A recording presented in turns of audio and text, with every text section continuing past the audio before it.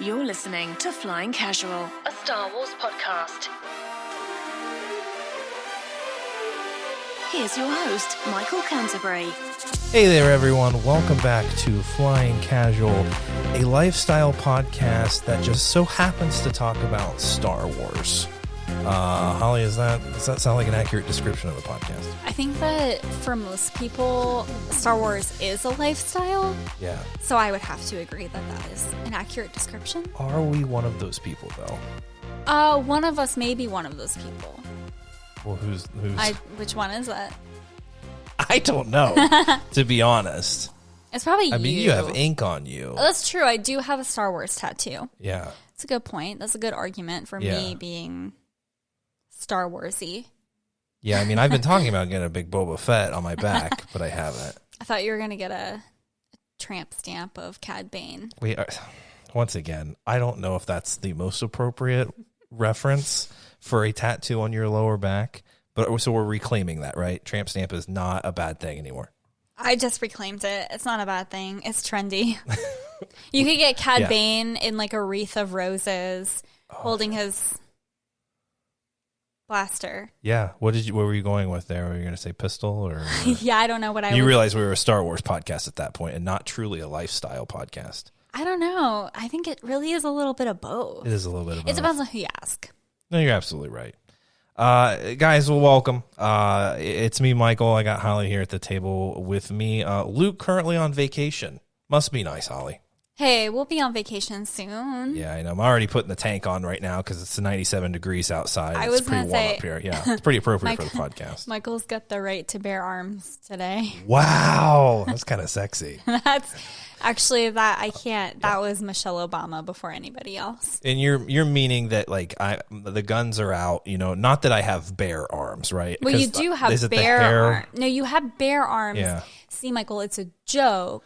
Not like the animal, but they're bare at this point, right? Exactly. Like there's no sleeve. There's no sleeve, so your arms are bare. Yeah. But also your arms could be called the gun show, Yeah. and so you have the right to bear arms. See, it has double meaning. Pretty jacked with all these compliments that you're giving me. I'm still a little insecure, so I'm probably going to keep my arms under the table for the viewers. That's okay. Michelle Obama's the one who has the actual I don't right to bear I arms. don't compete with Michelle Obama at all. Nobody in competes any with aspect. Michelle. Yeah. That's no. absolutely true. Absolutely.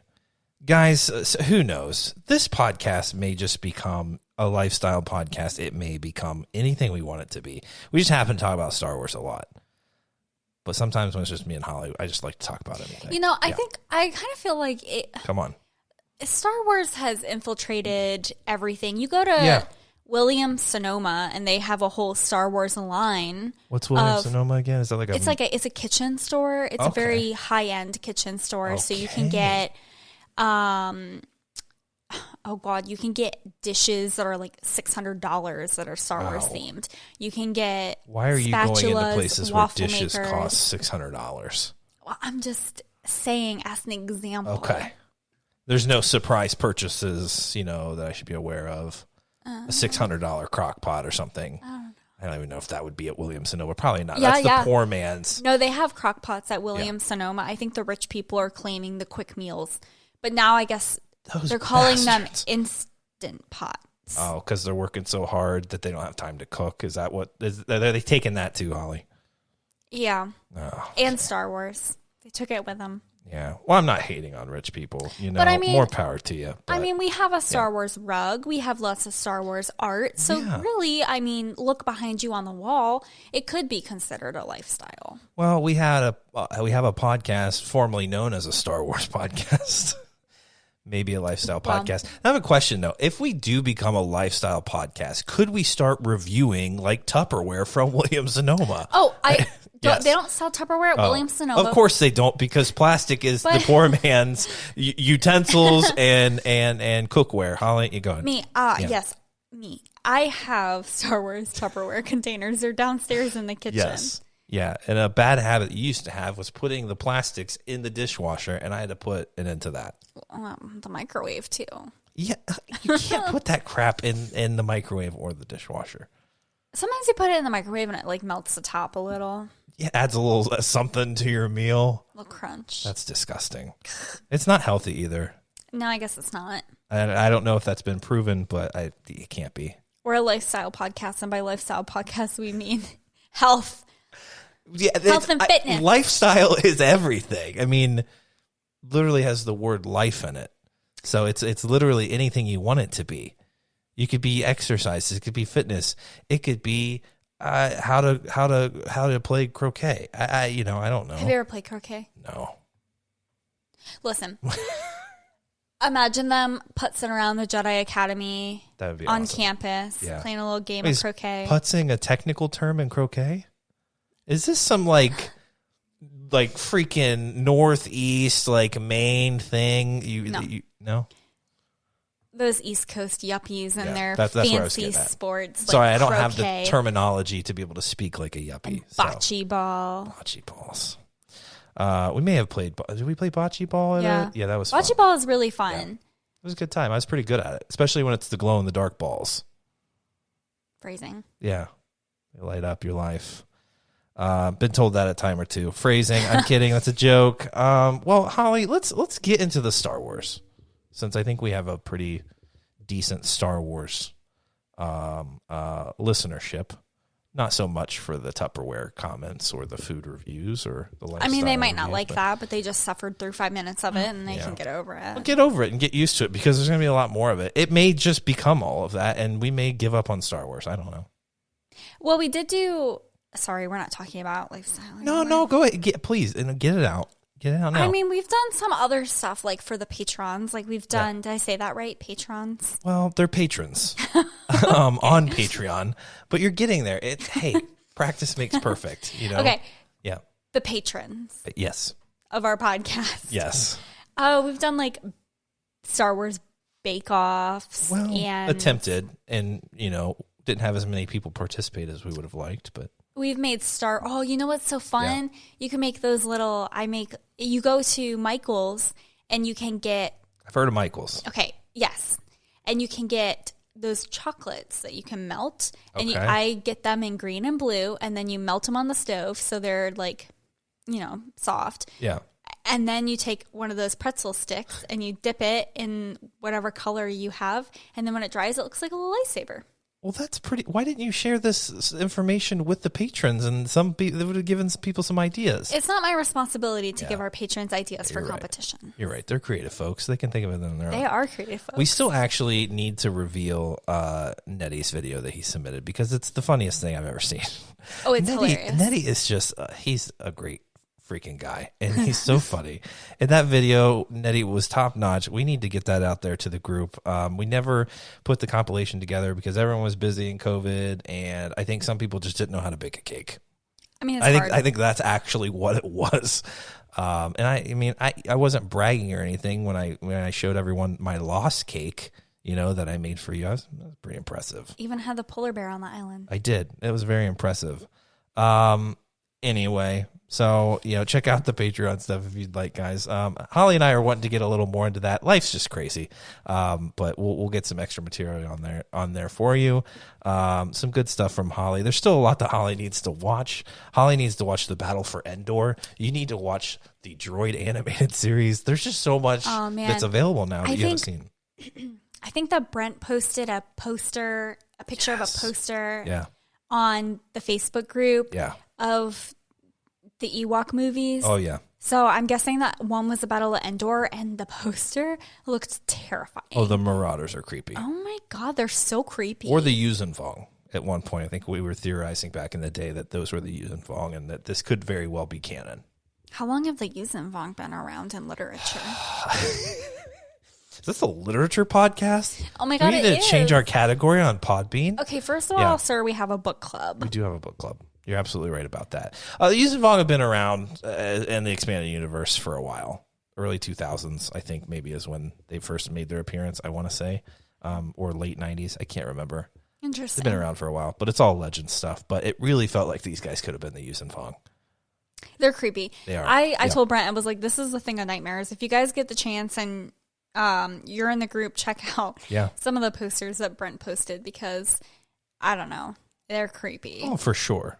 And there's a little more to the Battle for Endor. It's still not a great production, but it's a little more entertaining than Caravan of Courage, and it's 30 minutes of just, landscape shots. What was that? Yeah. Oh shoot, what was that show that they just put on Disney Plus that was like Biomes? Yeah, that was a good one. I enjoyed Biomes. I think that we were talking about Biomes, and then you brought up some of the landscape stuff that was in the Battle of Endor. Now that's cool. Yeah, I'm glad they didn't show any of the Caravan of Courage stuff, because that's a completely different ball game. Anyway, yeah, Star Wars Biomes was really cool though. I would like to get some more flyovers of some of the why not different planets and stuff, because like that's part of Star Wars. Like that's part of the fun stuff of Star Wars, going different places, not getting stuck on Tatooine for years. That's what we all say, but they tend to just give us the same thing over and over a lot of the times. Phrasing. But that's okay. Yeah, phrasing on that one, yeah. Usually that's a good thing. But Holly, so we're back into Star Wars. I feel like we just kind of eased into Star Wars. Sometimes you gotta warm it up a little bit. You know what I'm saying? A Star Wars lifestyle podcast is what we were kind of flirting with there. A couple things we're going to talk about tonight. One being the latest episode of the Bad Batch, Bounty Lost, with our good friend Cad Bane and company, and Toto. I always forget his name. He had his own poster, and he should. Disney Plus put out a promo poster for this episode that was literally just Toto. Yeah, God bless him too. It's funny. It's cute. That was a reference to Wizard of Oz, no? I think it's spelled differently. I think Toto in Star Wars is T-O-D-O. I could be wrong. Oh, jeez. But then Toto, the dog, I think is T-O-T-O. I can't wait to get a bunch of Wizard of Oz hate now. Michael, have you ever even seen the movie? Keep politics out he of was the Wizard a dog. Of Oz. Yeah, keep politics out of it. Was a freaking dog, okay? Toto's the robot. Or a droid. Wow, am I even a Star Wars fan? You don't know the difference between a robot and a droid. Oh, that's okay. Yeah. I mean, on one episode, I claimed that Naboo was blown up by the Death Star. So, yeah. Who's the real Star Wars fan here? We don't claim to be hardcores, That's why it's flying casual. It's not flying hardcore. I don't like Usually that. You pay extra for hardcore. Ooh. And this is a free podcast, so you get what you pay for, which is nothing other than if you're one of our Patreon members, and we love you for that. But so we're not going to actually, before we get into Bounty Lost, Holly, I had something that I wanted to talk about. Let's hear it. Sometimes I make the mistake of getting on the internet. Bad idea. Okay, right? And usually it's frustrating. I mean, 95% of it is frustrating. And of course, whenever there's something new in Star Wars, 90% of the crap you see is just hate. And that's kind of what was happening with what I was seeing here. The AV Club did a really fascinating article with Leslie Headland, who is the main writer, showrunner, I guess they're calling her, of The Acolyte, which is taking place prior to The Phantom Menace. So really interesting time period. I forget how they were describing the show.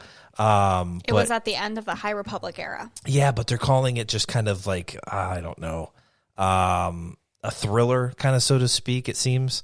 So kind of a new genre that Star Wars doesn't seem to be too familiar with. So that's fascinating in itself. It's a mystery thriller. And I freaking love that. And who posted the article at first? It was Charles. Charles he posted it in the group. Yeah, so thanks for the heads up on that, Charles. I don't know if I ever would have seen this, but once I read it and then I started kind of looking for what people were saying about this, that's when I kind of got into the, we'll call it a shit storm. But so this was a fascinating article. She seems like a really fascinating person. I'm not really familiar with any of her work. I'm kind of intrigued now to go check it out at this point. But you're familiar with The Bachelorette. Was it the actual television show? And we weren't supposed to reveal that to the listeners. It's what IMDb said. Oh boy. Well, let's hope it's an actual film or something. But if she's a writer on The Bachelorette, I'm down. And that's drama at its finest. Yeah, she's done a couple. Oops, guys, my computer, it's just not working. You would think that I would just go get a new one, but well, you've been saying it for months. These are first world problems, and we're still in a recession. Amen. Amen. stick with this MacBook that just doesn't want to work for me. Recession, pandemic, it happens. So this article was, I don't know, I thought it was fascinating. It talked about her history with Star Wars. She's obviously, the way she described herself, a huge fan. A fan so much as that she was talking about playing all the RPGs back in the day as a kid, growing up watching VHSs of the original trilogy. I would like to correct myself. Correcting yourself. So The Bachelorette, she was a writer on The Bachelorette, but it looks like a movie that was released in 2012. Well, she also did Sleeping with Other People, which was a film. Okay. And then that has, I think, Jason Sudeikis in it, but love him. I could be wrong. And then more recently, Russian Doll. Okay. And her wife actually is one of the actors in Russian Doll. Very cool. Well, so I'm not familiar with any of that. Unfortunately, you know what? Maybe I'm not as interested if it's not the Bachelor TV show. I'm kidding. That's a total joke, though I am a big fan. It's pure garbage television. I love it. So it was really cool talking about her history with Star Wars and how much it means to her. She's obviously a big fan. You know, the type of person you expect to be kind of show running something in Star Wars, obviously.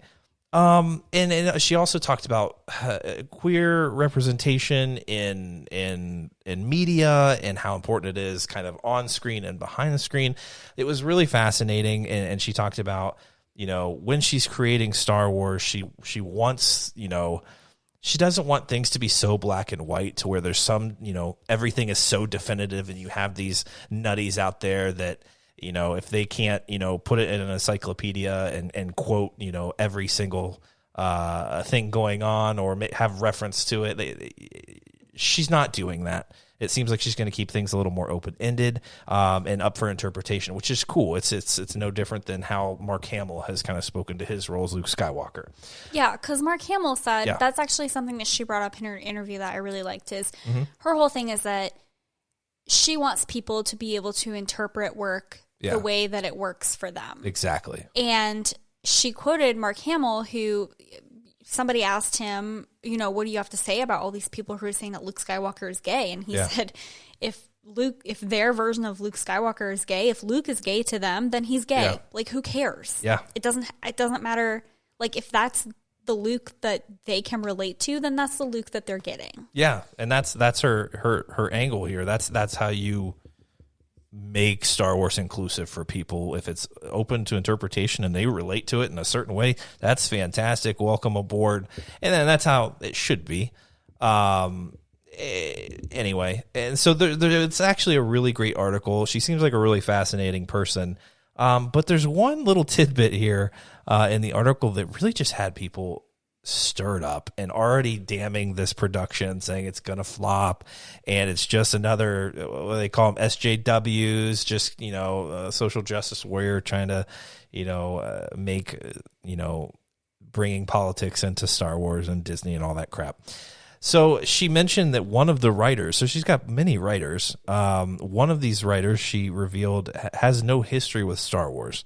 So was brought onto this project, and, you know, being brought onto the project has since read through material, you know, watched the films, really just, you know, tried to immerse herself in Star Wars, but revealed, you know, had no idea that Darth Vader was Luke's father. And I think she found that was fascinating, and admits that that's what she actually wants. She wants different perspectives. But of course, the internet and people who think they, you know, own Star Wars in this franchise had things to say about it and were just so perturbed, Holly, that a non-Star Wars fan could even have any sort of part in a Star Wars production, really making it out like no writers have any idea what's going on in Star Wars here, and they've already been damning the project. What did you think of the article, and specifically like about what people were saying? I mean, not everyone, obviously, but you have people like Star Wars Theory that's got his, you know, trolls excited to bring this production down. Well, of course, just by this. So that is not surprising. So to me. What did you think of the article? Personally, I think that the article was great. Yeah. I thought that the article was refreshing. I am extremely excited for the show. I was excited for it when it was announced, you know, when we kind of saw the list of projects and the names that were, or the proposed names and stuff that were coming out. And we talked about it after that announcement kind of dropped a while back. So I was excited for that because I am really into crime and thrillers and mysteries, and obviously I like Star Wars a little bit. So, but after reading this article and like getting to know some of the names and where the people behind the content are coming from, it just like, I don't know, it makes me feel like this project is in very good hands. And I think that she makes some really good points. I don't remember if she said this in the interview that she had with the AV Club or if this was somewhere else, but she said it's not everybody's job on the writing team to have like diehard, cutthroat, encyclopedic knowledge about Star Wars. Yeah.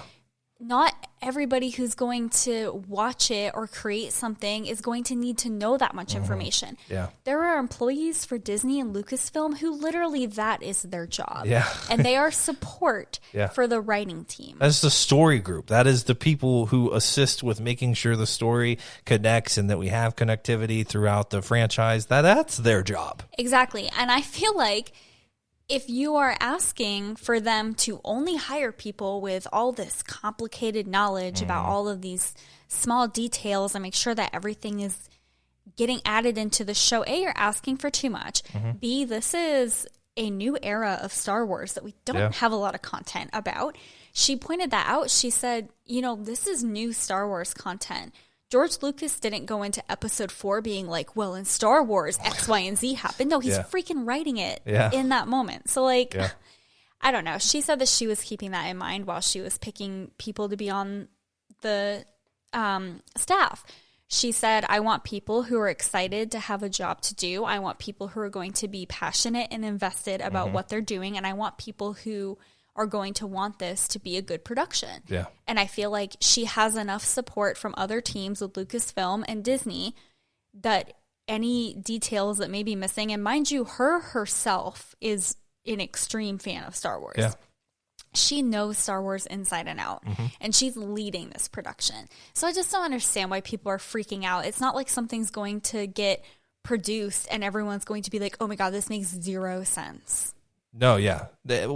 What they want is Dave Filoni just to write it. And Dave Filoni can't do everything. And that would be, in my opinion, this is just my opinion, it would be so freaking boring.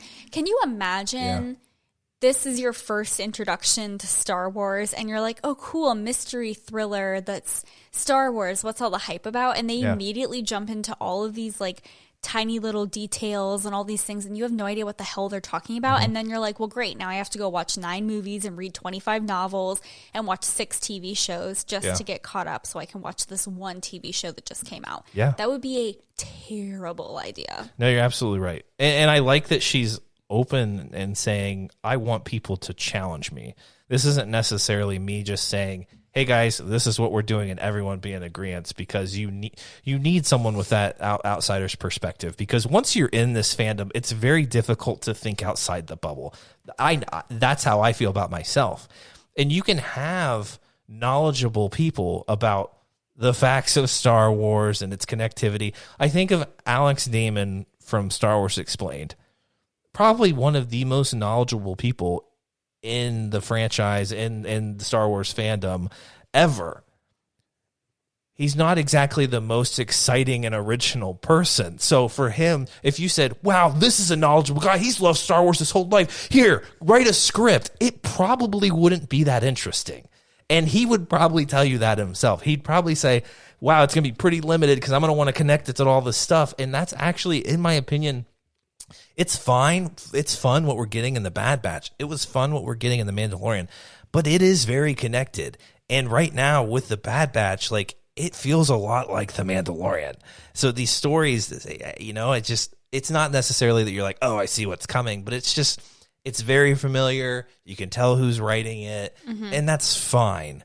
But there's got to come a point where you have to get some fresh perspective, and the knowledge is great, but like, being a storyteller, and a damn good one, is way different than just having knowledge of a fan base. Yes. Anybody could read the Encyclopedia of Star Wars. And then recite it. Exactly. And throw in characters from an encyclopedia into a screenplay. Exactly. Great. It's probably going to suck. Yeah, exactly. It doesn't make you the best fan. It doesn't make you, a great script writer. It just doesn't. but that is what people have in their mind. But you need actual great storytellers. Not everyone in this goddamn world is a Star Wars fan. They're gonna if they're only gonna hire Star Wars fans to be any writers on these projects, they're gonna run out of writers. Like it's just not. It doesn't consume people the way it does some of us. And here's the other thing. So you're always gonna have people who are very good at what they do. Yeah. But not everybody can be very good at everything. Yeah. And so you're not always going to get people who know the inside and out of everything that's happened in the Star Wars universe and are also very good at writing and very good at putting a script together and very good at relaying that information to a director and very good at relaying how these things have to be acted out to the actors. And that's why all of these production teams or all of these, I guess, productions in general have different teams on them who handle different pieces. So let the people do their jobs, because I think that this is going to be such a cool show. It's going to be so new and it's going to be something different, which is what we need. Yeah. Because I also know that part of the critique that people have been giving about Star Wars lately is it just feels like a regurgitation of the same stories over and over again. Yeah. But when you have the same people who are writing Star Wars over and over again, there's only so much that they can write about because they don't have that fresh perspective like you were talking about. It happens with the Star Wars novels too, You get people who are like, man, this is what I know about Star Wars. This is all I can write about. And that's why we get so many trilogies and series because it's these characters that these people have built. Yeah. That's why Dave Filoni is so good with doing the Clone Wars era because he built so many of these characters. He didn't build any of the new characters from the High Republic. I mean, I might be wrong. He might have created some new characters, but I don't know that for sure. I would be curious to know. But this is, there's different realms for different people. Yeah, they like. I love that you said they pay people for the continuation, for the connectivity. Like there are people dedicated to do that. Like if someone can write a great story, or if Leslie pitches some idea and this person's like, okay, well, who is this person? It's like, oh, it's this person, and all this and that. And they're like, okay, but like, why are we bringing them in? It makes no goddamn sense. Like, I love that you love this character from a childhood, or you want to bring in Cad Bane to do this cool thing. It just doesn't make any goddamn sense. Like, that is why you need those people there to challenge you, or you're just going to get a regurgitation of probably things that you're familiar with in Star Wars. That's why I think it's so great. Get someone who isn't that familiar with it to add a little flavor to it, or to tell you this doesn't make any sense. Because it may make sense to big-time Star Wars fans, but you are so limiting yourselves there. Yeah. When we're really trying to, especially this is a live-action show, right? I think so. It's going to connect with different people than The Bad Batch will. So I don't know. I just could not believe that this was such a discussion and that so many people are damning this production before it's really even started. It's just, I don't know. Everyone's going to have their critiques, and I understand that they're entitled to their own opinion. I'm just like, God, what? I mean, you're not even going to give this thing a chance because you're gatekeeping who can write Star Wars at this point. It's just, I don't know. In my opinion, and maybe people call me a social justice warrior after this, but I actually don't care. There's a difference between wanting inclusivity and diversity or actively going out of your way to make people feel like shit for liking certain things, you know what I'm saying? Or for being a certain way, whatever. But I really like how Leslie Headland's whole stance is, I want to write something that people can make their own. Yep. I want to write something that's going to leave, a lasting impression on people. And she talks a lot about how it's going to be kind of inspired, or her inspiration for this is The Phantom Menace, because that's what really introduced her into Star Wars. Or like, she said she was a big Star Wars fan before that, but she said when that film came out, it really like solidified her love for Star Wars because there was so much going on behind the scenes in that film that kind of just like got her brain going. Like, why are these interactions like this? Like, what does it mean when like Qui-Gon can like sense this presence and like all of this stuff? And so I think that there are going to be a lot of intricate details that she's going to weave into this show because she does understand Star Wars. And I would hope that people would give it a chance, because I truly think that the diehard Star Wars fans are actually going to be very pleased with it, because she herself is a diehard Star Wars fan. Yeah. So I think there are going to be little nods to those fans, but there's also going to be things to pull new fans in. She talks a lot about how she wants to make something that's going to be a point of entry for people to get into Star Wars. Yeah. And so I know we've talked about this a lot on previous podcasts because I liked Star Wars, but I didn't really like love Star Wars until probably college. Yeah. And that's just because I didn't really feel like there was anything in it for me specifically. And so I think having somebody like Leslie Headland who comes in and she's like, hey, you know what? I'm a queer woman. I am going to offer diversity. I'm going to make people feel like they're seen. That is something very important to me. And I'm going to show that through the film or through the show. Her goal isn't coming in here and being like, I'm going to make a show that straight white men are going to hate so much just to spite them. And I think that that's sometimes how these are received. Yeah. And I do think that if she wasn't a woman and she wasn't especially a queer woman, I think it would be received a little bit differently if she was a man who was agree more. making these statements. I think that certain fans would trust the process a little bit more than they're leading on. Yeah, you're absolutely right. And it's so funny that like her admitting this in this interview was just like, this is a good thing. And everyone's like, no, this is ridiculous. And it's like, that person is not writing the whole show. She's one of probably, 7 people or something that are writing this television show. And Leslie Headland is literally running the thing. So, and it's so funny. She found something. It's so funny when you mentioned, when you were talking about her and getting into Star Wars, like she fell in love with a franchise that is predominantly run by rich, white, straight men.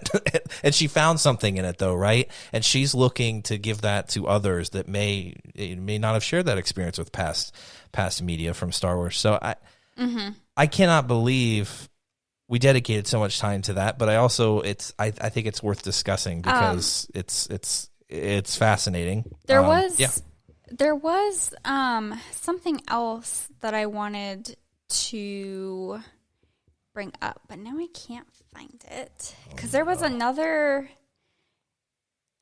I kind of went down a rabbit hole and I was like reading some other interviews that she's done because I do think that just from what I've read about her, like I like her. Yeah. And this is from The Wrap, and they also did an interview with her. And so they asked her, about the pressure and the honor that comes with being the first person to hold the title of like the first queer woman to run a Star Wars series. And they said, what's the first woman in general too, right? Like, I mean, I'm pretty sure she's the first woman to run a Star Wars production. Yeah, fully. We're not talking like a director of an episode or something. This is her show. And so they said, do you think it's problematic when that responsibility becomes the focus to so many people? And she said that she found that very interesting, but ultimately she said, and I really like this, and I think that it speaks to why she went out and hired her team the way that she did. She said, for me, my job is to do my job, which is to create and show run and produce a show. And I think there's an enormous amount of pressure that comes with that no matter what. It's just very hard. It's a hard job because you're doing something creative in an industry that is not necessarily run by creative people. Mm-hmm. It's run by economically minded people, and it's run by people that are looking at art in terms of how many subscribers you get and how much money do you make. Yeah.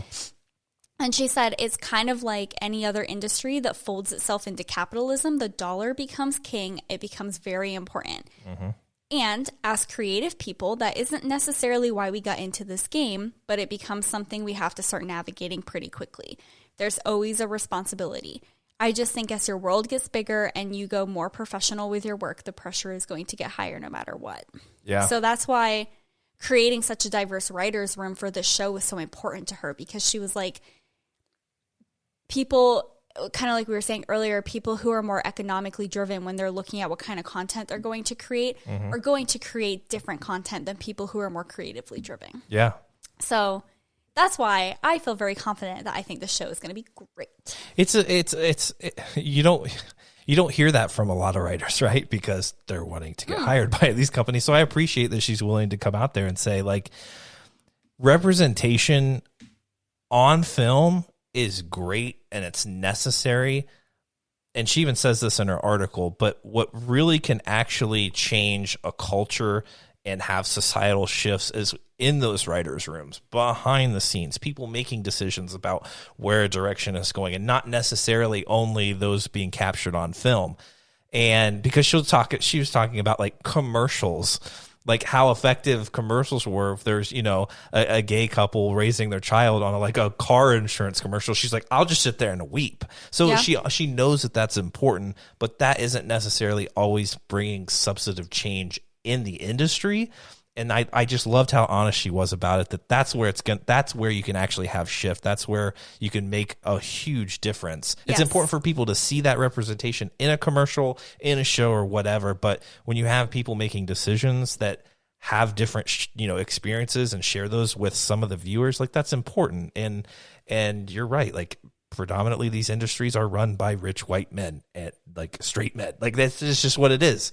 And over that, even profit tends to drive everything. So it's unfortunate, but I appreciate how honest she was in everything that she's kind of dishing out. Yeah, because something else that she said, she gets that question a lot. Like, wow, how do you feel about like maybe cracking under the pressure because you're the first person to be able to do this, and like what if you don't do a good job? And they just are like, oh, back to what we were doing before. And she said, I don't really think it's fair that you have to ask me that question. I think that you need to be asking Disney that question. Yeah, absolutely. And she's like, they hired me, but they can hire more people. Yeah. You're absolutely right. Well, it's like it's something we're looking forward to. And it's actually, I think, coming out a little soon, or at least they're starting to work on it early next year, I think, at some point, which is crazy. They said they were going to start production on it in February 2022. Yeah, which is awesome. I almost said just February 2020. It's like, Holly, we are past that. I don't want to go back in time. Dude, definitely not. So I'd be curious to see what everyone thinks. Does anyone care? But it seems like a lot of the internet at least cares. So I'm sure folks in our group and our family have some opinions. So I'd love to hear them. Whether you disagree or not, it's interesting to have a conversation. And I love how confident she is in the choices she's making, and knowing that this is going to be a discussion that people are going to have after reading this article. She's comfortable saying, you know what? Yeah, I hired people that have different opinions than me and have no idea what Star Wars is. And I think that's, can be really beneficial. I think there's a lot of guts there. I don't see, really, Dave Filoni came out and said some cool things about the writer's room and people he's worked with, but no one's came out and really said anything like that. Nope. I think that it's fantastic. And I think that that's the kind of confidence that young women need to see other women in these big companies having, because I know in my experience, I have been intimidated by multiple employers into not speaking my mind and not standing up for myself. And I think that what we're starting to see is a lot of these people being hired by Lucasfilm or Disney, they've had problems in the past with kind of silencing their writers and not paying them the royalties. There's been lawsuits against Lucasfilm for not paying their writers royalties on the work that they were selling when they transitioned, or what am I trying to say?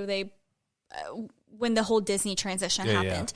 And I think that hopefully they kind of learned from that, and we are not going to see very many silenced actors or writers, and I think that will be refreshing. And I love what she's done, because even just for me, I'm like, man, she said what she wanted to say, and she basically if they didn't like my stuff, they wouldn't have hired me. Yeah, absolutely. So and Disney isn't perfect. We're not shilling Disney. Like, this isn't, they have their problems. Hopefully this is a step in the right direction. And in no way, shape, or form am I saying Dave Filoni's terrible. Dave Filoni's great. He's one of the few people that actually got to work side by side with George Lucas for years and years and years, and learned a lot from him, learned a lot about storytelling. And I'll forever be grateful that we had someone continue on that. But I'm going to tell you right now, guys, in a few years, if you have one person writing everything, it's going to get stale. Yeah. It just is. That happened with Star Wars. It happened with the thing that we love. It happened to George Lucas. He got burnt out. He got sick of people critiquing it. And he said, I'm fucking selling this thing. So you have to remember that. it's just no one is saying that it's terrible that Dave Filoni is so involved, and I know everyone wants him to be the main creative head, but it's just like, boy, that's going to get stale really fast. Also, nobody's asked Dave Filoni if that's actually what he wants to do. I just don't think that it is. I think he sees exactly what George Lucas went through in that relationship, and I'm sure George Lucas, while he was sharing insights about storytelling, was like, dude, you do not want to be running a production company yourself while also trying to tell stories. Yeah. I guarantee you that was the conversation they had. And that has to be so hard because there's a million different projects that they're working on right now. Yeah. I mean, it's not even just Disney Plus stuff, which is taking up a lot of time because they are getting a lot of revenue from it. Yeah. But I mean, they're talking about movies in the future. They're talking about more books. They're literally building a new part of the Star Wars universe, a new time in the Star Wars universe that's taking a lot of energy. Yeah. They have so many different groups to oversee that are like adding creative content to Star Wars. It's a lot to oversee, and that is a lot of responsibility. Yeah. And I don't think anyone's going to think if you like one producer, it means that you're shitting on another one. Yeah. I think that's absurd. You can say that you like somebody else's work, and it doesn't mean that you don't like somebody just because you like this other producer. So yeah, no, and we are very lucky to have. I look at Dave Filoni as just kind of like an anchor. Yeah. He's a George Lucas, just like an apprentice. He's a Star Wars kind of originalist, so to speak, not in like a shitty way, but like.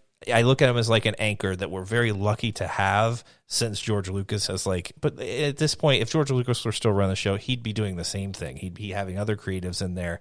You have to. And that's part of leading a project is you have to delegate work and responsibilities to other people under you. Like you just have to. Absolutely. So I like the direction this sounds like it's going. I'm super excited for it. Yeah. I cannot wait until we actually start getting some more information about it and some little teasers and stuff.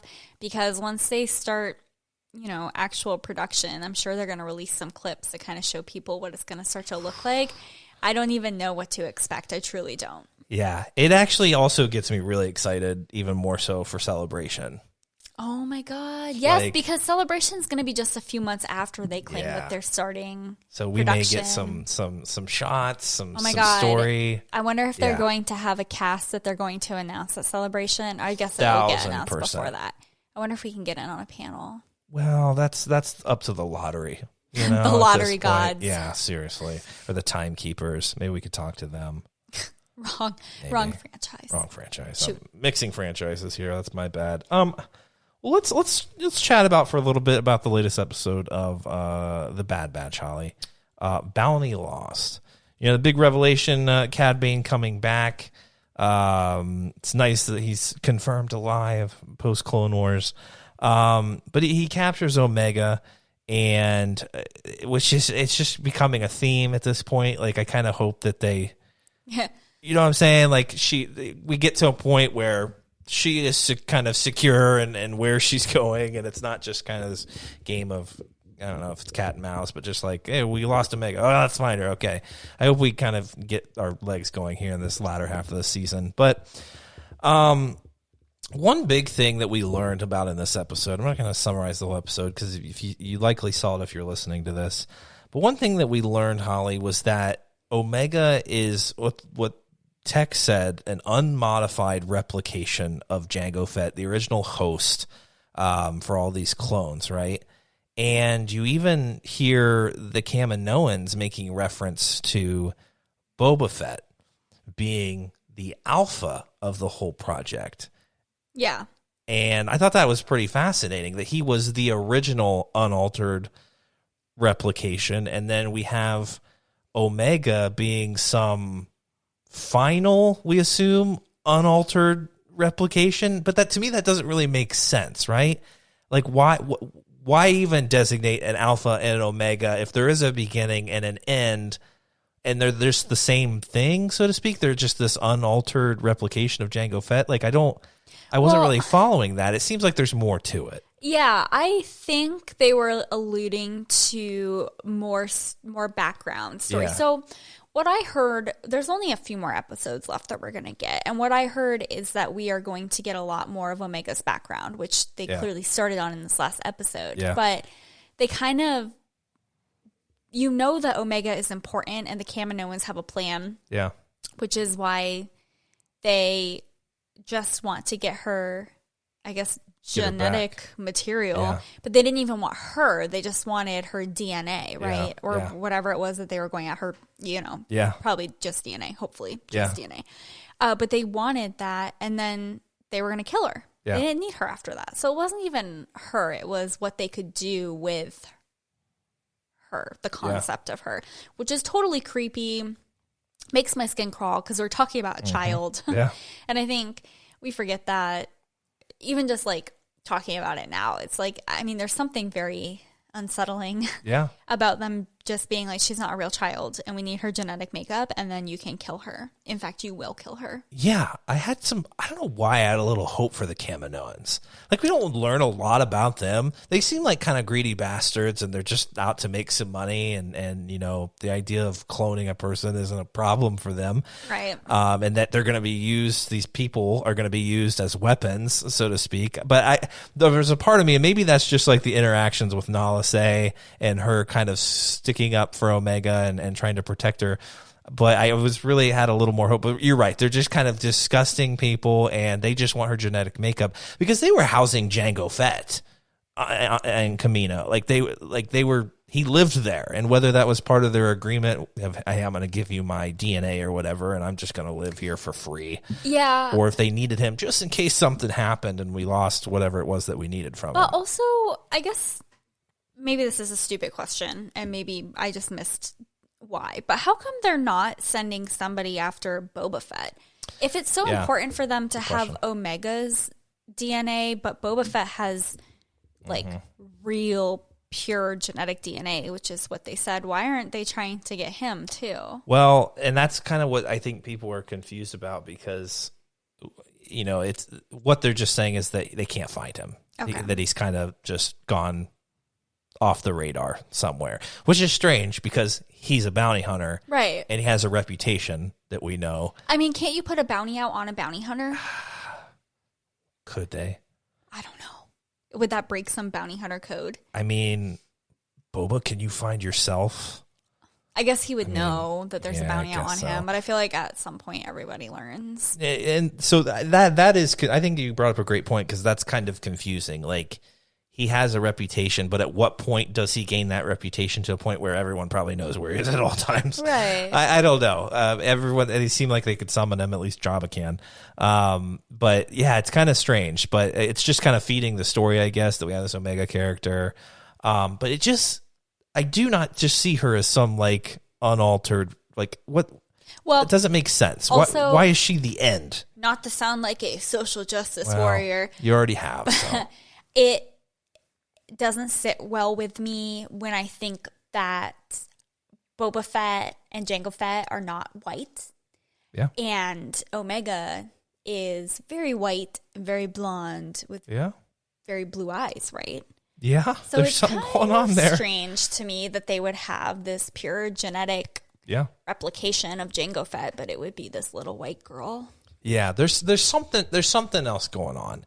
And I just think that maybe our batch doesn't know fully. Like, I don't think Tech has all the information. They just kind of know on the surface, like, what it is they're after, her genetic material or whatever.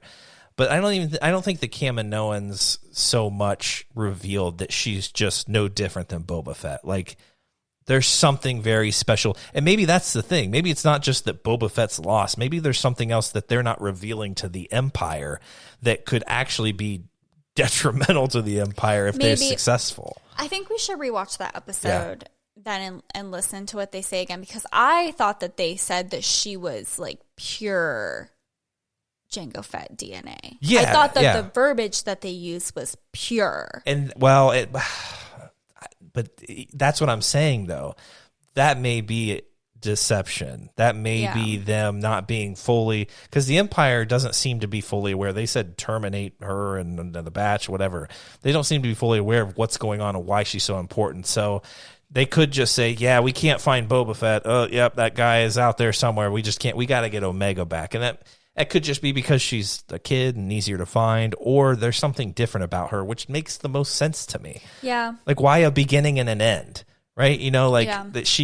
something happened in between that they were trying to obviously she's different, right? She's not an exact replication of Jango Fett. She just isn't. Boba Fett is.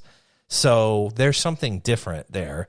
So I don't think they're being fully transparent with us or the Empire, because I think they're not going to, why show the Empire all your cards here? You know, at this point, like, you've got to have something in the back burner to reveal at the last minute, maybe before things go south. Like, you still need us. Yeah, but I don't know. I guess so, because the Empire was also trying to phase out the clones. Exactly. And then the Kaminoans do need some money. They do. Cash Yeah, money. they're greedy bastards. Another thing that was cool. So when it looks like Cad Bane is going to drop off, he has a deal with Lama Su to capture Omega, and they're meeting. Their rendezvous point is an old Kaminoan facility, which was cool because the facilities look just like what we saw on Camino. Yeah. But they're up in the air. It almost looks like Cloud City. It does. It